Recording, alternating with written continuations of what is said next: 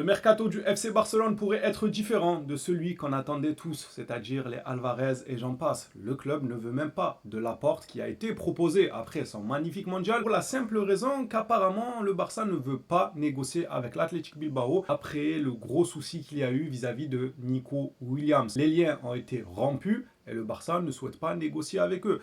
Bon, moi je trouve que c'est un peu bête comme raisonnement, parce que c'est pas parce qu'il y a eu un lien rompu que tu ne peux plus leur prendre aucun joueur. Non, c'est nos intérêts avant tout. Si Aymeric Laporte est validé par Hansi Flick, qu'est-ce qu'on s'en tape, qu'on s'entend bien avec le club ou pas? Non, au bout d'un moment. Si eux, par contre, ils viennent chercher un de nos joueurs, ils pourront. C'est comme ça qu'on est, nous. On est tout le temps gentils dans le sens inverse. Mais pour nos intérêts, on va essayer de jouer les fiers ici. Enfin bref, parlons de ce à quoi pourrait ressembler le mercato du FC Barcelone selon les dernières informations qu'on a. Il y a de belles pistes qui ont été relancées. Ferran Torres dans la sauce, évidemment, qu'on en parlera. Les Blaugrana, si le contenu vous plaît, n'hésitez pas à me soutenir avec votre meilleur like, c'est gratuit. Et pareil pour l'abonnement. Merci à tous ceux qui le feront. Parlons football, mercato et Ferran Torres, le tocard de service. Carrément, je commence par cette information-là. Bon, là, ça concerne son fameux transfert. On lira ensemble et par la suite, on parlera un peu de la sauce qu'il se prend. Dans le club, on estime que si Ferran Torres envisage vraiment de partir, il devrait informer la direction. Le FC Barcelone le considère toujours comme un joueur de valeur et souhaite prolonger son contrat, mais seulement en septembre en raison du fair play financier. Rien de nouveau sous le soleil, on le savait déjà. Pour l'instant, ils n'ont reçu aucun signal indiquant qu'il veut changer de club. Oui, mais tu n'as pas reçu de signal aussi t'indiquant qu'il veut continuer au club. Donc, il faut comprendre la chose. Non, des fois, on n'a pas besoin de te dire mot pour mot ce que tu dois faire ou ce que tu dois comprendre. Tu peux l'interpréter toi-même. Ok, il n'a pas dit qu'il veut quitter, c'est très bien. Mais il ne t'a pas dit qu'il veut rester aussi, n'est-ce pas? Donc, il faut s'activer. Parce que là, le joueur, si tu attends après lui qu'il te dise, il va partir libre. Dans 6 mois, on n'en parle plus, il aura négocié avec un club et la saison prochaine, bam, il part libre, grosse prime à la signature. C'est maintenant qu'il faut t'activer parce que tu n'as plus que quelques semaines de mercato. Tu te dois de savoir le fin mot du joueur pour pouvoir agir en conséquence. C'est-à-dire le pousser à te dire ce qu'il a derrière la tête et lorsqu'il te le dira, tu diras, bon, on te vend cette saison. Si tu veux partir, il n'y a aucun souci. Tu pars maintenant pour 30, 40 à 50 millions grand maximum, mais tu ne resteras pas avec nous une saison de plus pour pouvoir partir libre. C'est ce qui va se passer. Si vous nous dites que on attend que lui nous dise, ça veut dire s'il te dit rien, tu le laisses partir. Le Barça et la gérance dans toute sa splendeur. On gère très très bien. Comme d'habitude, non. Pour rien changer, j'ai envie de dire. Bref, Ferran Torres, il est dans une sauce, mis à part son dossier Mercato là, avec sa vieille casquette. Voilà, c'est le cas de le dire. Il se permet de mettre des casquettes avec certains slogans qui visent, même carrément, il se rattache à certaines personnes. Encore pire, ces personnes-là font de la récupération politique avec sa casquette. Ils reprennent le slogan, ses photos, en nous disant que oh, c'est le meilleur joueur, c'est un grand footballeur. On a vu ce qu'un certain président a pu dire à ce sujet. Ou pareil pour son clan. Bref, Ferran Torres est lié avec ces gens-là. Qu'est-ce qu'il fait encore au FC Barcelone? Non, c'est une question que je pose. En vrai, c'est un truc de fou. Sachant que son propre pays même, il n'est pas forcément en bonne entente avec eux là-bas, là, de l'autre côté. On sait très bien de qui on parle. Donc je comprends pas. Tu te permets de mettre une casquette pour te lier à certains partis politiques que personne n'aime. Il faut se le dire, on n'est pas de ce bord-là et on ne le sera jamais. Ferran Torres, tu n'as plus rien à faire au FC Barcelone. Déjà, on t'a quand même beaucoup supporté alors que tu nous l'as mise à l'envers plus d'une fois. Si maintenant, même politiquement parlant, tu commences à avoir des avis dégueulasses qui vont à l'encontre de l'humanité, au bout d'un moment, on ne peut plus rien pour toi. Tu vas dégager plus vite que prévu, même si tu veux rester au club. Tout ce qu'il a à faire, c'est de prendre la parole pour dire que non, j'ai mis cette casquette pour dire que l'Espagne est un grand pays, ou mon pays est grand, Greta Gen, je sais pas quoi là. Bref, voilà, Greta Thunberg. Oui, on aurait pas pu mettre une casquette avec l'effigie de Greta, c'est bien, elle se bat pour l'écologie et tout. Mais des casquettes comme ça, rend hommage à des Greta. Plus sérieusement, parce que c'est un sujet sérieux, mais j'arrive pas à être sérieux moi, peu importe le sujet, c'est dur pour moi de rester sérieux. Ferran, prends la parole, t'attends quoi? C'est suspect, c'est très très suspect. Tu vois qu'ils font de la récupération politique, un humain normalement constitué. Il met un petit post sur les réseaux. Salut, alors j'ai mis cette casquette pour cette raison-là et non pas pour vous. Moi, je me détache de vous. Je me désolidarise totalement de vos actions et vos avis. Ne me mélangez pas à vous. Le mec, non, il laisse. Non, il laisse. Il laisse. Il regarde. Vous n'allez pas me dire qu'il n'a pas les réseaux. Au bout d'un moment, on va arrêter de le défendre, ce sgeg de Ferran Torres. Non, mais il faut dire ce qui est.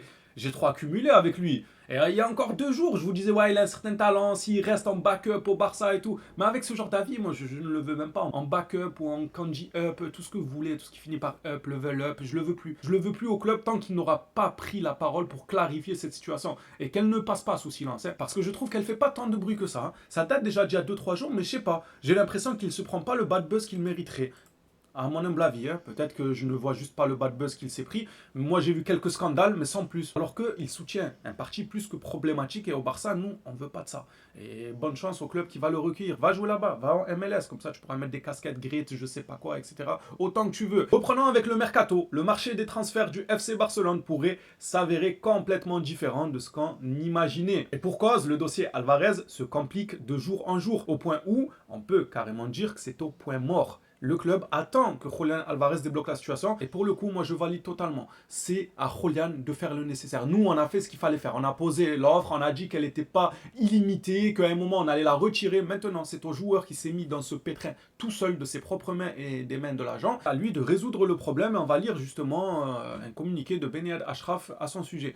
Le Barça a accepté que l'Atlético ne changera pas sa position sur Julián Alvarez. L'accent se porte maintenant sur la question de savoir si le joueur fera un autre geste pour pousser le transfert, avec une résolution attendue bientôt. Voilà, nous on a fait ce qu'on avait à faire, on a montré notre intérêt, carrément c'est allé au clash publiquement, voilà, on sait tout ce qui s'est passé autour de ce dossier. Maintenant nous, tout ce qu'on a à faire c'est de se retirer comme ils le font si bien à l'heure actuelle et de regarder au loin ce dont il est capable. C'est à lui seul de résoudre ce problème et on te regarde. Continuons à parler du mercato qui pourrait changer. Il y a quelques jours, on nous avait dit que Laporte a dit oui au FC Barcelone. Laporte et son clan, carrément. Même son entourage était OK.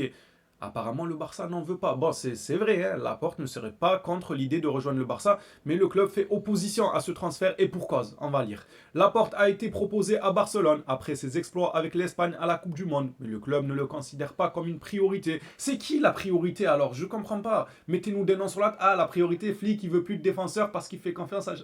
Encore un élément pour lequel vous n'allez jamais me voir y croire. Même si Flick, il vient, il nous dit oui, moi je ne veux pas de défenseur central, j'ai ce qu'il faut, je le croirai pas. C'est la direction qui lui a mis la pression. C'est pour des intérêts communs, il ne peut pas dire tout ce qu'il veut, c'est comme ça. C'est son employeur au bout d'un moment. Le contrat du joueur avec Bilbao court jusqu'en 2028 et l'absence de clause libératoire impose des négociations directes avec son club, ce que Barcelone ne veut pas après la crise de Nico Williams. Je peux comprendre d'un certain côté, c'est comme l'Atlético Madrid, avec les manières qu'ils font, il faut rompre tous les liens, mais parfois il faut savoir aussi regarder quel est son intérêt. Nous, si notre intérêt c'est de se renforcer défensivement parlant, on s'en fout qu'un tel, il a tel ou tel virus ou maladie, ou il ne faut pas s'en approcher. Non, je vais m'en approcher pour mon intérêt. Bien sûr, je vais aller prendre la porte et ensuite on coupe les liens encore une fois. Si jamais ils veulent venir chercher un jour chez nous, évidemment tu pourras ressortir cette carte de ouais non, on a vu comment ça s'est passé pour Nico et tout, mais là c'est pour notre intérêt. La porte ferait du bien dans cette défense qu'on le veuille ou non. Maintenant, si le club persiste dans sa fierté mal placée, parce que pour moi, ça c'est la fierté, elle est mal placée quand elle impacte tes intérêts, eh bien, que grand bien leur fasse, nous on veut quand même un défenseur central, mais apparemment le technicien allemand n'en veut pas. Hansi Flick ne voit pas de nécessité urgente de recruter un nouveau défenseur central. Non, il n'y voit pas. Non, il voit rien. Il voit pas du tout de nécessité. Ah, pourtant, oui, il joue avec un défenseur gauche qu'il a remplacé défenseur central, Gérard Martin. Il joue avec Jules Koundé en défenseur droit, alors que le joueur préfère jouer en défense centrale et il a longuement joué à ce poste-là. Pareil pour Eric Garcia, pas un défenseur central de formation, mais il joue avec lui en tant que DD. Un Koubarsi qui, lui, est défenseur central pour le coup, mais qui est assez jeune et on a vu qu'il était meilleur lorsqu'il avait une épaule sur laquelle s'appuyer. Laporte en Espagne, Martinez, il y a quelques saisons au Barça, voilà, lorsqu'il a quelqu'un d'expérimenté, on dirait qu'il s'appuie sur lui pour se bonifier davantage. Ils ne veulent pas le comprendre au club. Christensen, il est H24 en arrêt maladie. Il ne connaît pas la pelouse, le mec. Araujo, pareil, je ne vais pas m'attarder. Mais on sait ce qu'il en est par rapport à ce joueur. Et vous allez me faire croire qu'un coach comme Hansi Flick a toqué à la porte de la direction et il est allé leur dire oui, bon les gars, non c'est bon, je ferai avec Koubarsi et Gérard Martin, voilà. Un tel jouera à ce poste, l'autre jouera là, on va rafistoler. Non, non, ça me va très bien. Ouais, je compte gagner la Ligue des Champions comme ça. Non, non, c'est pas comme ça que ça s'est passé. Le coach allemand aimerait un défenseur central. Peut-être qu'il a refusé qu'une arrivée puisse se faire parce que les profils qu'on lui a proposés ne lui correspondaient pas.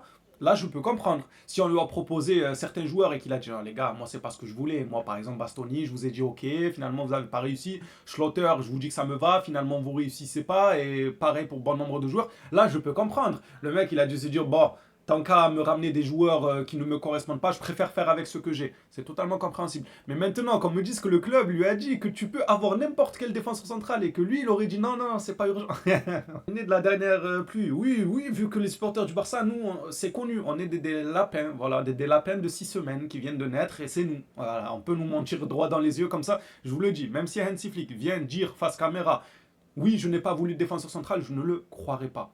parce qu'il y a des choses que tu peux dire publiquement et d'autres que tu ne peux pas. C'est un employeur, c'est comme ça. À moins que voilà, tu veux qu'il y ait une cassure et qu'on te vire et tu vas aller voir ailleurs. Ça, c'est ok, dans ces conditions-là. Mais jusqu'à preuve du contraire, Flick aime le Barça, aimerait rester encore au Barça un bon petit moment, gagner la Ligue des Champions avec ce Barça. Donc il n'a aucun intérêt à allumer publiquement la direction, aller à leur rencontre. C'est malheureux, mais c'est comme ça. Bref, s'il a refusé un défenseur, le technicien allemand, c'est uniquement que les profils ne lui correspondaient pas. N'essayez pas de nous faire croire autre chose, s'il vous plaît, parce que ça n'a aucun sens de dire qu'on n'a pas besoin de renfort en défense centrale à l'aube de 2030, c'est pas possible. Oh, on a besoin plus que d'un renfort. Déjà, en principe, normalement, tu vas chercher 2 défenseurs. Si on devait être honnête, on dit un défenseur, c'est pas grave, et vous continuez même ce 1 à nous dire qu'un tel ne veut pas. Clôturant cette vidéo actualité par Junior Kroupi, qui est relancé du côté du FC Barcelone. Bon, ça fait déjà quelques jours, et là, aujourd'hui aussi, il y a de ça à peine 6 heures, Sport nous a reparlé du dossier. Le Barça relance la piste Elie Junior Kroupi. Il est une option de déco pour le poste de numéro 9. Le français correspond au profil recherché par le directeur sportif catalan. En vrai, c'est un très bon profil. Moi, je vous l'ai dit, ce joueur, je ne le refuserai jamais. Là où j'ai un problème vis-à-vis de ce dossier, c'est pour le montant de transfert. Voilà, un joueur qui, mine de rien, qu'on le veuille ou non, il est talentueux, mais il n'a encore rien confirmé dans un grand club, tu vas le prendre pour 100 millions, c'est cher payé quand même. Après, bien évidemment qu'on peut voir la chose différemment et se dire que si on ne met pas les 100 millions maintenant et qu'un autre club les met, dans 2-3 saisons, Junior, là, c'est 200 millions. On le voit avec Olysée, on le voit avec des Isaac, à des prix exorbitants.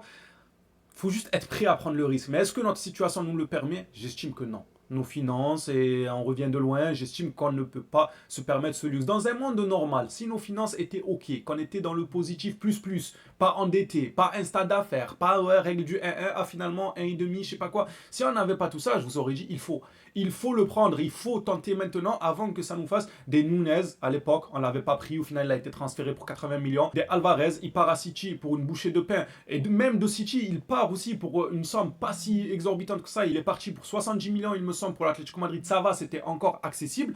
Et à l'Atlético Madrid, maintenant, il demande 150, voire plus. Vous voyez jusqu'à où ça peut aller. Donc ce genre de deal, il faut les tenter. Et lorsque tu n'as pas la stabilité que ce genre de deal demande, eh bien c'est plus compliqué. Alvarez, lui, justement, le point fort, c'est qu'il répondait à tout ça. C'est un joueur qui coûte un certain prix, mais il a déjà confirmé, il a déjà montré de quoi il était capable. On sait déjà l'étendue de son talent. Enfin voilà, quoi, tu prenais pas énormément de risques avec lui, on va dire. Maintenant, si Kroupi venait à venir au Barça, je serais pas du tout triste parce que ce joueur-là, il a un talent monstrueux. Ça sera le fin mot pour cette vidéo, les Blaugrana. J'espère que le contenu vous plaît. Merci à tous pour votre soutien. On s'attrape à la prochaine sur le Barça. D'ici là, prenez soin de vous, les phénomènes.